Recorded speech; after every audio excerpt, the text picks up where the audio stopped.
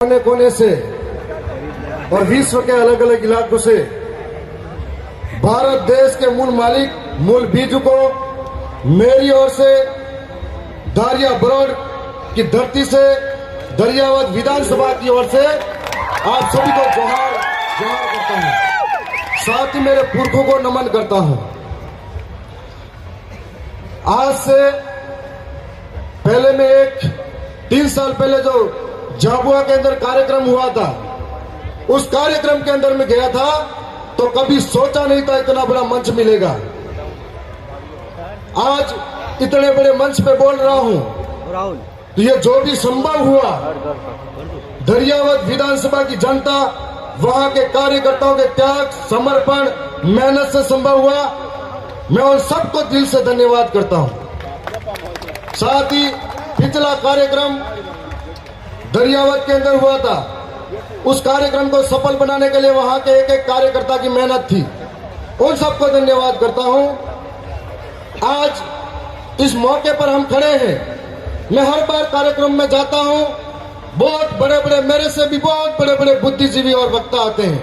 मैं गहराई से उनको सुनता हूं तो महसूस होता है कि सबके मुंह से निकलता है कि जमीनें लूटी जा रही है, जंगल छीना जा रहा है, अधिकार लूटे जा रहे हैं, रोज कानून बदले जा रहे हैं। समस्या सबसे सुनता हूं, लेकिन समाधान कौन बताएगा? समस्या सबसे सुनता जा रहा हूं। आज देश के कोने कोने पर आदिवासियों की स्थिति क्या है? चाहे वो मणिपुर का आदिवासी हो, चाहे वो झारखंड छत्तीसगढ़ का आदिवासी हो, चाहे मध्य प्रदेश का आदिवासी हो, चाहे राजस्थान का आदिवासी हो, आए दिन आदिवासी को जमीनों के नाम पर विस्थापित किया जाता है। आए दिन आदिवासी को विकास के नाम पर विस्थापित किया जाता है। आए दिन आदिवासी को डैम के नाम पर विस्थापित किया जाता है, तो कभी स्टैच्यू ऑफ यूनिटी के नाम पर विस्थापित किया जाता है। आए दिन आदिवासी के ऊपर जो इस देश का मूल मालिक है उसके सर पे मुद्दा जाता है, कभी बहन बेटी को नंगा करके घुमाया जाता है। लेकिन इस समस्या का समाधान क्या है?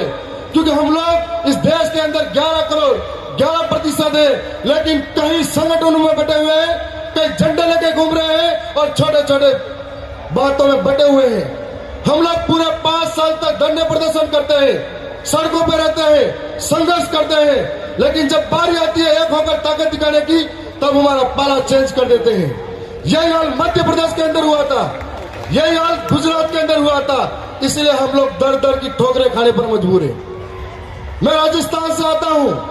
राजस्थान के अंदर हम लोग आदिवासी जन प्रतिनिधि सिलेक्शन प्रणाली के तहत चुनाव जीते हैं। अभी हमारे बीच में एक चौधरी साहब बता रहे थे 50-50 करोड़ खर्च होता है।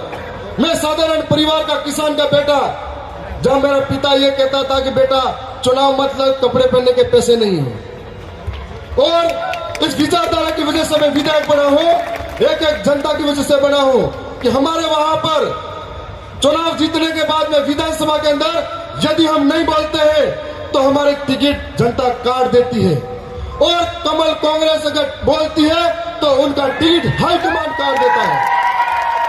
इसलिए हमको बोलना पड़ता है। आप सबके बीच में आए हैं, ये बताने के लिए आए हैं कि हमारे साथ इस तरह का व्यवहार होता है।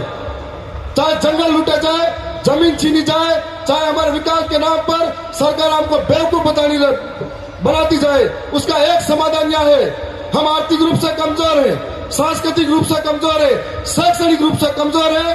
5 साल सड़कों पर आंदोलन करेंगे, धरना प्रदर्शन करेंगे।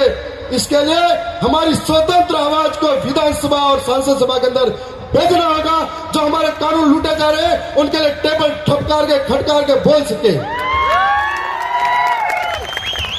चाहे सरकार कोई भी हो, हमारे आदिवासी के ऊपर जो जुल्म होता है, हम लोग इतनी संख्या में हर रोज इकट्ठे होते हैं, लेकिन दिल्ली के अंदर, जयपुर के अंदर, महाराष्ट्र के मुंबई के अंदर, गुजरात के गांधीनगर के अंदर, भोपाल के अंदर बेरी गूंगी सरकारें हमको कभी नहीं सुनती है, और वो खबरें स्थानीय मीडिया के अंदर दबन हो जाती है। इसके लिए हम लोगों को इस विधानमंडल के अंदर पांव रखना पड़ेगा। आज हमारा मकसद तभी पूरा होगा जब हम लोग कह रहे हैं कि यह सब करना चाहिए, ये समस्या है, वो समस्या है। रोज कानून बदले जा रहे हैं, उन कानून को बदल दे। कानून के लिए कौन आकर लड़ेगा? जब हम उस कानून को लड़ने के लिए वहां पर मौजूद होंगे तब लड़ पाएंगे। आप सबके बीच में आए हैं। आने वाले समय में राजस्थान का मॉडल अपनाइए। आपको एक मौका देके जा रहे हैं कि एक गरीब कि राजस्थान का मॉडल के अंदर राजा का बेटा राजा नहीं बन सकता। आप में से जो काबिलियत रखता है आदिवासी, गरीब, शोषित, पीड़ित, वंचित के लिए लड़ने के लिए, वो राजा बन सकता है। ये आपके अंदर बताने जा रहे हैं। राजस्थान के अंदर एक व्यवस्था के तहत पहली बार पार्टी लेके आ गई। उस पार्टी के अंदर 84 के राजकुमार जी रोज साहब जो दूसरी बार 70,000 वोटों से जीते, उनके पिता बचपन में ही चले गए थे, साधारण परिवार से हैं। दूसरे आसपुर के अंदर 30,000 वोटों से जीते, उनके पिता गरीब परिवार से हैं। मेरे पिता साधारण परिवार के खेती करने वाले हैं। और हमारे मध्य प्रदेश के अंदर जो चुनाव जीते कमलेश्वर भाई, जब चुनाव जीते, जीत कर जब घर आए, उनकी मां मजदूरी करके आ रही थी। ये तुम आप सभी के लिए एक प्रेरणा नहीं तो क्या है? और ये प्रेरणा दरियावत की जनता, आसपुर की जनता और प्रदेश की जनता के साथ है। हम लोगों को आने वाले समय में मिलकर राजस्थान, मध्य प्रदेश, गुजरात, छत्तीसगढ़, झारखंड, मुझे जब जब दर्द होता है, चाहे आदिवासी झारखंड का हो, छत्तीसगढ़ का हो, चाहे आदिवासी मध्य प्रदेश, राजस्थान, गुजरात का हो, यदि कहीं के भी आदिवासी के साथ कोई घटना होती है, हमको ऐसा लगता है कि हमारे किसी शरीर के किसी हिस्से पर चोट पहुंचाई गई है और इस दर्द को अंदर से झेलते हैं हम लोग। इसलिए सबसे पहले खड़े होते हैं। यदि देश के अंदर बड़े बड़े कार्यक्रम हर रोज होते हैं, सारे संगठन, सारे लोग जब भी आदिवासियों के साथ गलत होता है एक साथ सड़कों पे आ जाए, एक साथ बोलने लग जाए, तो कभी आंदोलन करने की जरूरत नहीं पड़ेगी। मैं आप सबके बीच में जो समय दिया है उसके लिए भी धन्यवाद। और मैं इतना ही कहूंगा कि आवाज अपनी दूर तलक छोड़ जाऊंगा, आवाज अपनी दूर तलक छोड़ जाऊंगा। खामोशी की बेमौत गंवारा नहीं मुझे, शीशा हूं मैं, टूट भी गया तो अपनी खनक छोड़ जाऊंगा। आप सबको बहुत बहुत धन्यवाद। जय जवान, जय आदिवासी, जय भील प्रदेश।